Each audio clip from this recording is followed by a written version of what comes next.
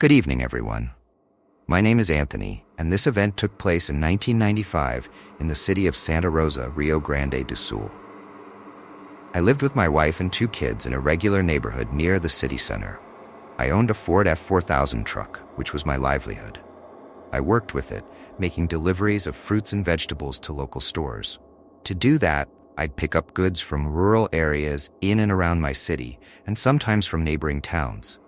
On one of these trips, I met a family that had just bought a lot of land and was farming on a large scale. Of course, I was thrilled because it meant more work for me, and over time, I started working a lot for them. The deliveries never stopped, and I made a good amount of money during that period.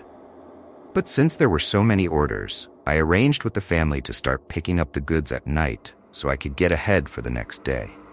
That way, when the sun came up, I'd already have a fully loaded truck and could head straight to the stores. And that's how it went for a while. Everything was going smoothly for weeks and months until one Friday. If my memory serves me right, it was August. I had already loaded the truck, and it must have been around 10 p.m. I was driving on the road when suddenly the truck's headlights revealed something terrifying a few meters ahead. I saw a horrid creature standing by the roadside. It looked like it was about to cross the road, but when it noticed the truck approaching, it quickly pulled back and tried to hide in some bushes near the road. I kept driving, but as I passed by, I looked and got the shock of my life. That thing wasn't a wild dog or maybe a wild boar. It was a large, robust animal, completely covered in fur, with a huge head and glowing eyes. At first, I couldn't identify what it was, and it never crossed my mind that it could be a werewolf. When I looked through the rearview mirror, it was no longer on the road. I kept driving, scared and trying to figure out what kind of animal it could have been. When I got home, I was deep in thought, and even my wife noticed something was off with me, but I didn't tell her what I'd seen so I wouldn't scare her. In the following nights, I took that same route late at night, but I didn't see the animal again, and eventually, it slipped from my mind. A few days later, one of the farmers I worked for mentioned that one of his employees was sick and asked how much I would charge to do the guy's job, which was loading the truck with crates of vegetables. We agreed on a price, but I had a lot of work backed up. So I asked the farmer if I could come at 2 a.m. to do the job, and he said it was fine. That same night, when the time came, I started the truck and headed to the farm. When I arrived at the gate, something felt off. The barn where the vegetables were stored was completely dark.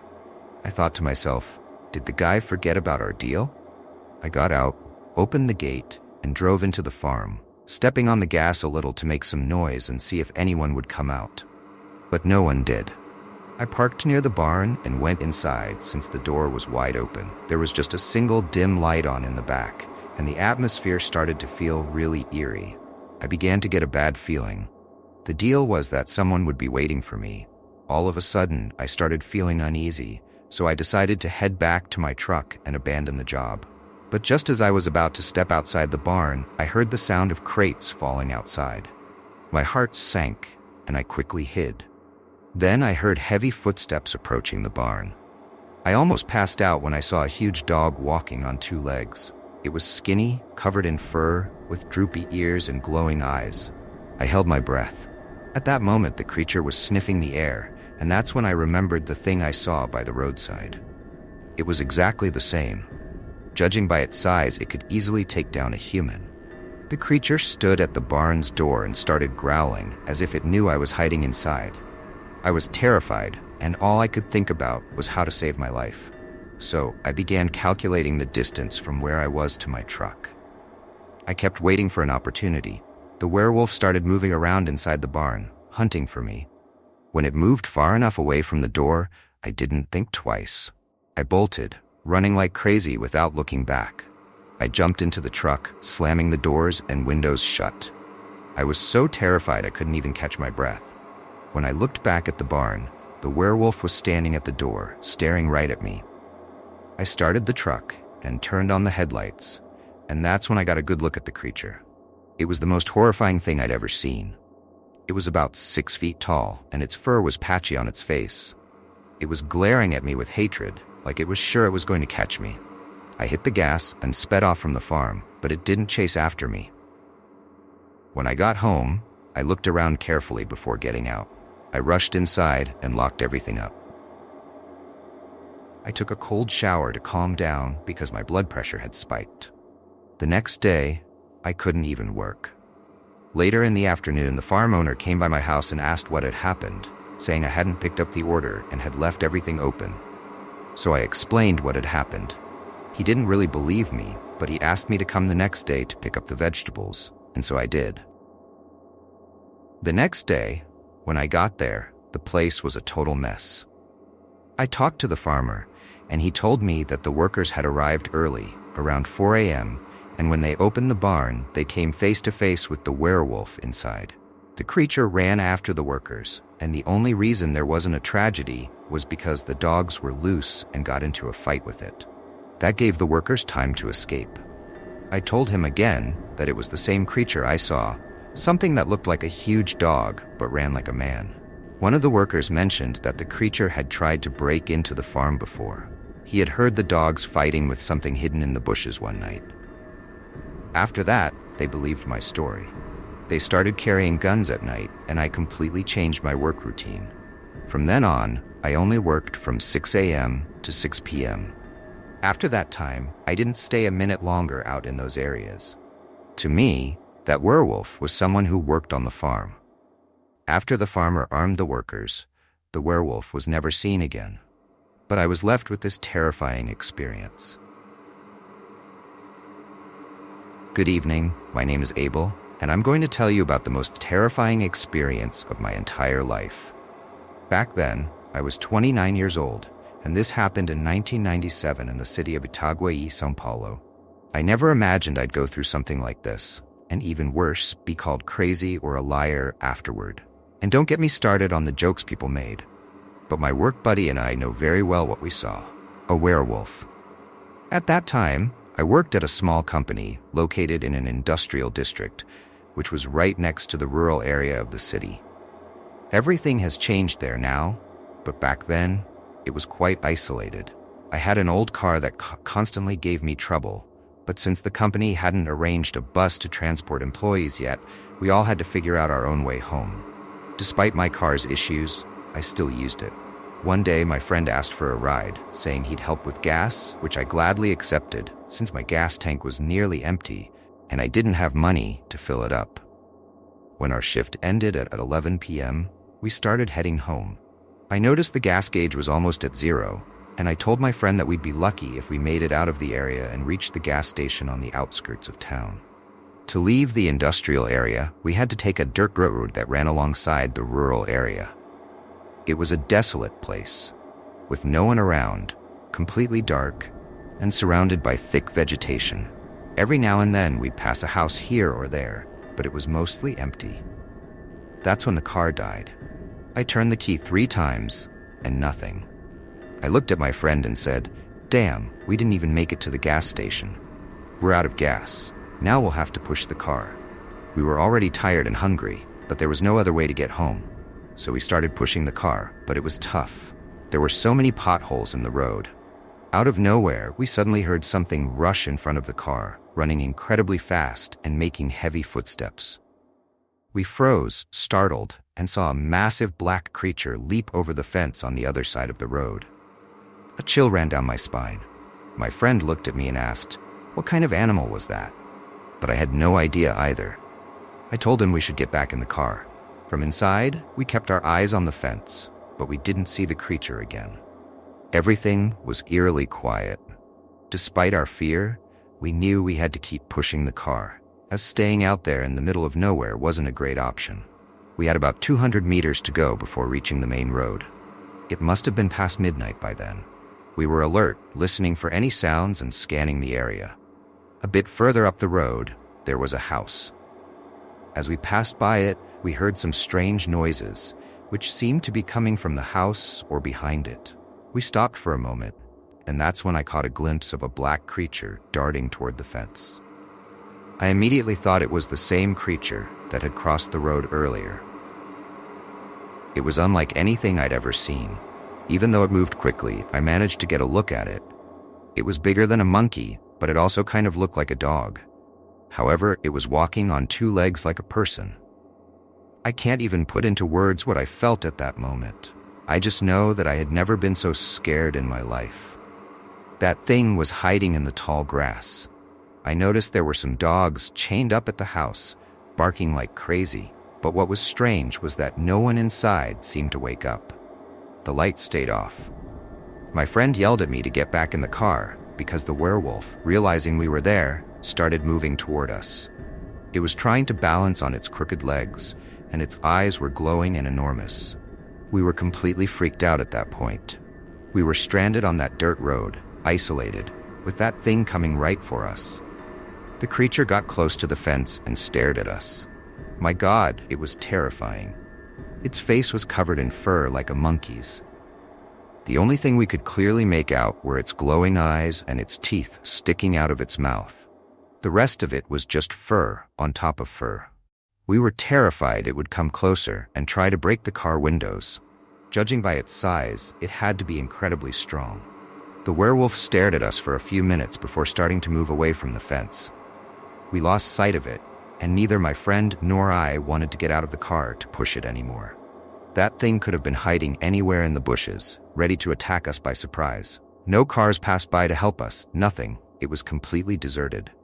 So we stayed there, trapped all night, praying for time to pass quickly or for someone to come help us. But in moments like that, time seems to stop. An hour feels like 5. Not even a single lost soul appeared to help us.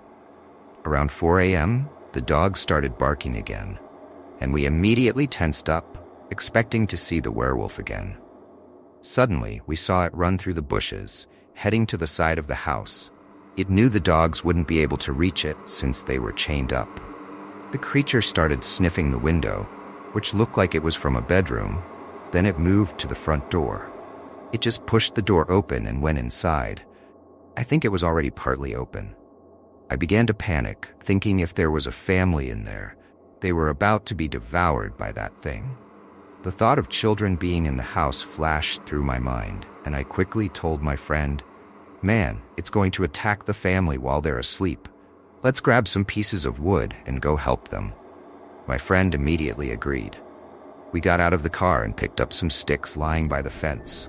But then my friend stopped me and said, "Wait, Abel, listen. Other than the dogs barking, no one's screaming or asking for help. Maybe there's no one in there." I listened carefully, and he was right. There wasn't a single sound coming from inside the house, not even a light turned on. We stood there, with the car doors open, ready to jump back in if anything happened. As time passed, the dogs stopped barking, and the werewolf didn't come out of the house. Or if it did, it must have left through another door. Soon, the sun began to rise, and everything started to brighten up. Suddenly, the front door of the house opened, and an old man, he must have been over 60, came outside. He was only wearing pants.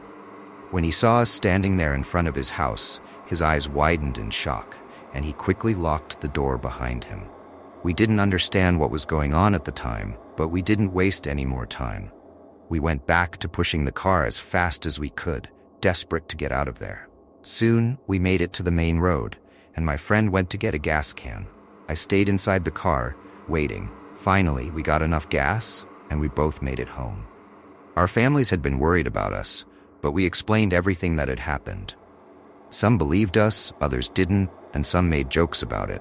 In the end, people believe what they want or what they see with their own eyes.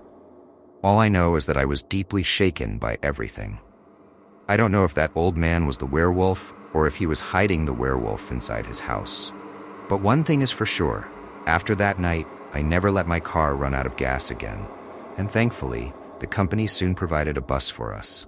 Every time we passed by that house after that, my friend and I would always look, but oddly enough, the house was always closed up with the lights off. We never heard any rumors about that beast, and we never saw it again. Today, that area is a busy neighborhood.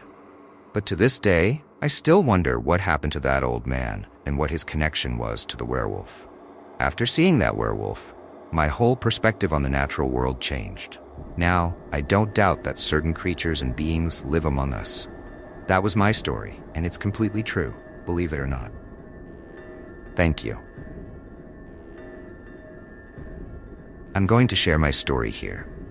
I don't like to remember it much, but it's something people need to know about. This exists, and no one is safe from coming face to face with one.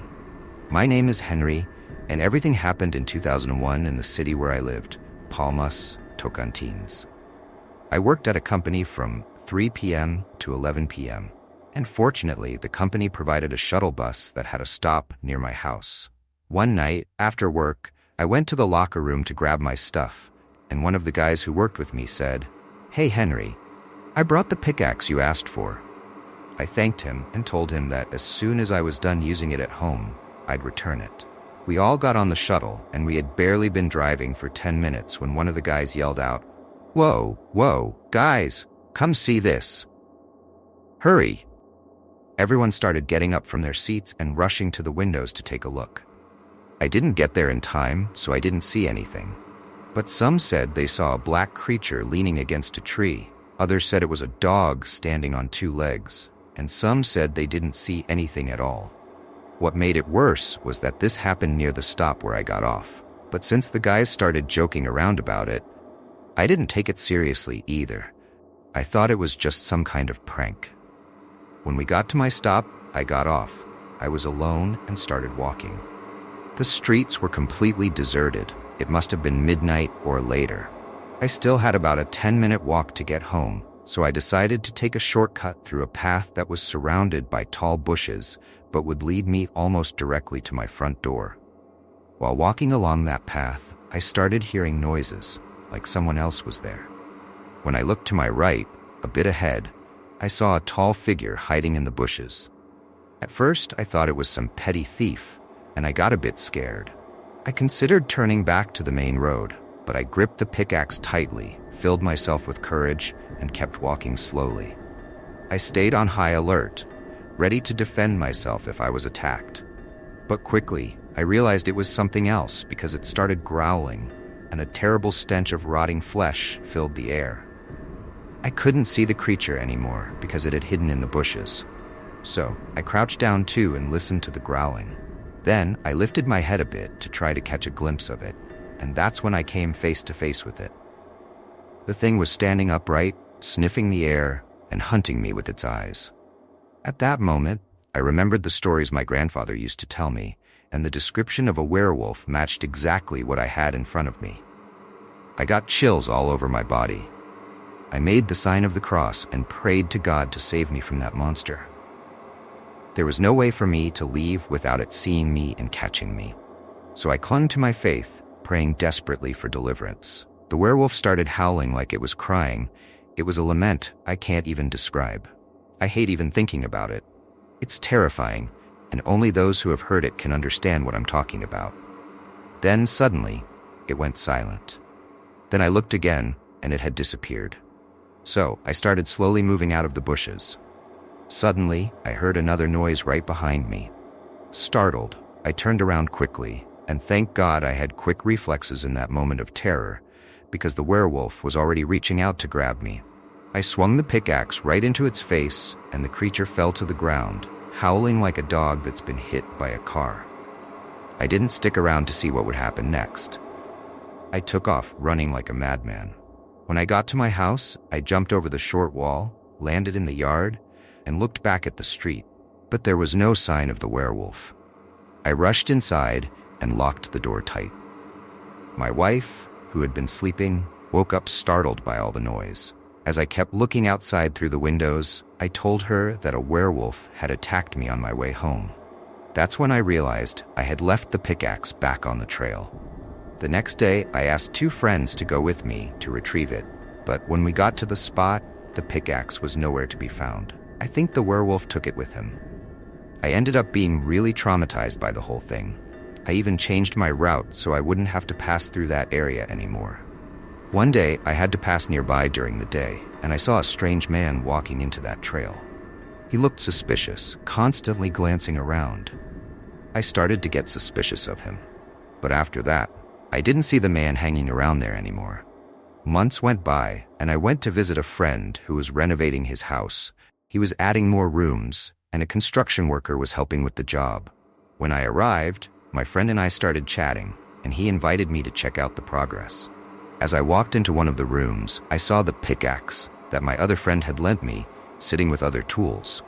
I asked my friend if that tool belonged to him, and he said no, it was the workers. At that moment, the construction worker appeared behind us, silently staring at me. I greeted him, but he didn't respond. I realized that this worker was the same man I had seen entering the trail that day, so I started thinking he might be the werewolf. But then I noticed he didn't have any scars on his face, which made me doubt myself. My wife later said maybe he wasn't the one turning into the werewolf, and he had just found the pickaxe lying on the ground and taken it. Still, the whole thing seemed like too much of a coincidence to me. For several days, I kept hearing him working at my friend's place, and a few times I spotted him sneaking into that trail again, always looking suspicious. The fact is, one day, that guy suddenly abandoned the job and disappeared from the neighborhood. After he left, I never saw the werewolf around here again, and I also stopped tempting fate. I don't walk through isolated, wooded areas at night anymore. It was an experience that would leave anyone terrified. Good night.